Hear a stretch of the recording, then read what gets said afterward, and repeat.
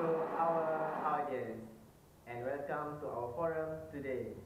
Before that, we should know the title of our forum is about perception and learning organization. Before we go further, we should know the definition a little bit. Definition about the perception is the process of receiving information about and making sense of the world around us. That is according to the McShane and Vaughan Journal 2010. So, now we welcoming to our specialized panel today to tell us more details about our title forum today. So, from my right, Mr. Ameh is a counselor from United States of America. And also Encik Izzuddin as a professor from Harvard University. Okay, Encik Ameh, we already know about our title. So, what your opinion about the perceptual process model? Thank you, Mr. Omar. Yes. For me, model of perceptual process begins with environment stimuli received from our senses that include hearing, learning, seeing, smelling, and tasting. Then, environment stimuli proceed to the selective attention that some of people may ignore other information that will lead to confirmation bias. So that automatically a non-conscious process of organization and people into preconceived category they are stored in long-term memory that will reflect our emotion and behavior. Thank you, Mr. Ameh. So, we already know more detail about the perceptual process, which has three elements such as environment, stimuli, and also selective attention, and lastly a perceptual organization.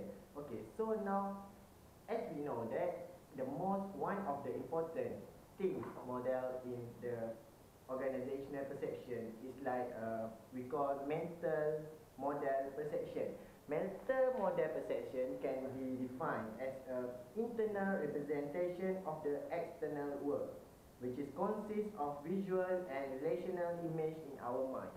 So, Mr. Izzuddin, can you explain for me a little bit the point under the mental model perception, which is social identity? Okay, thank you, Mr. Omar. Yes. First of all, I will tell you all about the social identity theory. It's quite simple because the theory is stating that the people define themselves by the group to which they belong or have an emotional attachment. Okay, what this means? It has three types. The first is employee at the other firm, and second, people living in other country, and third and lastly is the graduate of other schools. This is quite simple. I will give you an example of these three types. First type is employee of other firm. Okay, we can see in the scope of Malaysia, the government sector and the private sector. We can see that the government servant mostly is not what we call like a private sector that they are work harder than the government sector. Yes, because they have no security in their job. There's a perception for the employee or on the other firm. Okay, the second one is the people living in other countries. The perception that we call that like, okay, we take Iran. When we say Iran, mostly of people say most of them Islam is Shia, but actually that is only a perception. Okay, only perception. And third is graduate of other schools. That we can choose a school like university. University is a school that people will have a good perception after they graduate. For example, most of the Uitm student is more independent than have a polite and a good manner with all of them. Okay, thank you, Mr. Izzuddin. I agree with your opinion from your and that is the definition and the element under the stereotyping. So I also hear one of your words such as attribution process. Can you explain a more detail about attribution process? Okay, attribution process is a perceptual process that deciding whether an observed behavior or event is caused of largely by internal or external factor. Okay, we can give an example, internal and external factor. Internal, when you are successful in your exam, when you're successful in exam, you are you are excellent. You tell that people that you are excellent because you are work harder, because it's your own what we call that, own effort. Yeah. But the external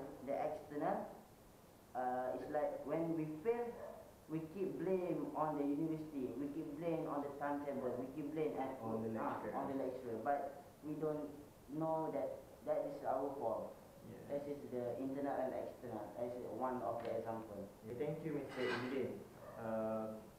Encik Amir, we already know and heard the explanation from Mr. Udin about the stereotype and also attribution process. So from this problem occur, from your opinion, how we want to improving the perception? For me, personally, I will suggest that we have meaningful interaction between other people or people around us.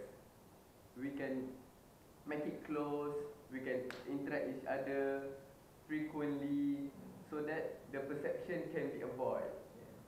So you mean that we should know more each other, Yeah. more closely in relationship. Yes, I agree with you, Ms. Ami. So you want to add something? Maybe I have one point that is we should awareness of perceptual bias. We cannot be biased in our perception, that we don't have a prejudice, right? Yeah. Alright, that's my point. Or you want to add something? Maybe I want to hear your opinion, Mr. Moderator. From my opinion, I already read some books by Joseph Love and Harry Ingham about Johari window. Johari window, I think Johari window has a positive element that we should apply to improving our perception, because Johari window explain clearly about the open arena, blind spot, hidden and also unknown. Which is open arena is I know about me and also the people know about me. Alright. Okay. From the blind spot is I do not know what's my problem, what's my weaknesses, but the people can see it. Alright. From the hidden, I do not know, people do not know, but I know about myself. For example, I have some secret that I do not tell anyone. That is the hidden. Yes, I think everyone have a Yeah, secret. like you too. Yeah. And lastly is unknown. Unknown, which is I do not know what my problem, what my weakness, and the others pun do not know. Such as when I will that we do not know, only God know. So from the Johari window, we clearly know about the element, about the human behavior. So from this explanation, I already heard about the ABC or of behavior modification. So what your point? Thank you, Mr. Omar. I want to emphasize that ABC of behavior modification is more important. Yes, very important. Very important. ABC is an acronym. For A is antecedent, B behavior and C consequences. Antecedent is about what happened before behavior, such as when a machine at a dangerous level they will blinking or flashes so that they give a warning light. So behavior will reflect that what person say or does. When the machine at a dangerous level blinking or have a warning light, the machine or operator will turn off the power of the machine. Then the consequences is what happened after behavior. So that co-workers or the higher level of workers will thank the operator so that any dangerous things or jeopardy can be avoided. Yes. So, Mr. Amir, did you agree? Yes, I agree with Mr. Ahmed that the ABC Behavior behavior. education. So, but Mr. Ahmed, so in the context of social learning theory, what's mean by social learning theory? Thank you, Mr. Omar. Yes. Social learning theory is stating that learning occurs by observing others and then modeling the behavior that lead to favorable outcome and avoiding behavior that lead to punishing consequences. Under social learning theory is given 3 points. First, behavior modeling. Second, learning behavior consequences. And then self-reinforcement. For behavior modeling, they observing and modeling behavior of others. Learning behavior consequences is observing consequences that others experience. And self-reinforcement, people reinforcing our own behavior with consequences within our control. That is social learning theory, Mr. Yeah, Moderator. I think that our forum today is too academic. We know more fact about the perception and also the learning of organization. So, I think we should go to the other part 2 maybe for our forum. But at the end of this forum, Mr. Izzuddin, can you conclude a little bit Okay. about our discussion today? Alright. All I want to be conclude that perception and learning organization is an important thing for everybody to learn, because perception have a two, that they have a good perception and a negative perception. So if the good perception is in the bad situation, it's not good, but also vice versa. That is all for me. Okay, thank you, Mr. Izzuddin. So, Mr. Amir, can you add something?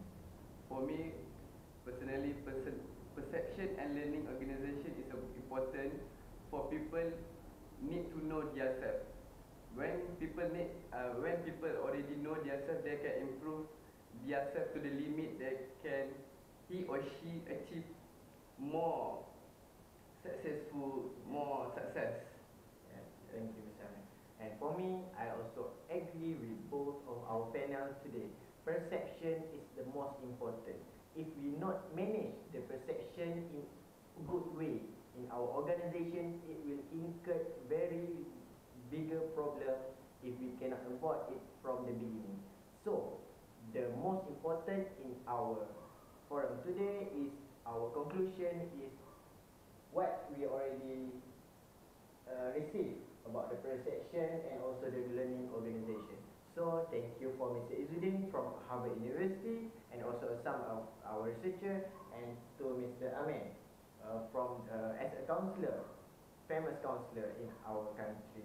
So, we could continue to the other session in the next forum for the next title. Thank you. Assalamualaikum warahmatullahi wabarakatuh. Thank you. Thank you, Mr.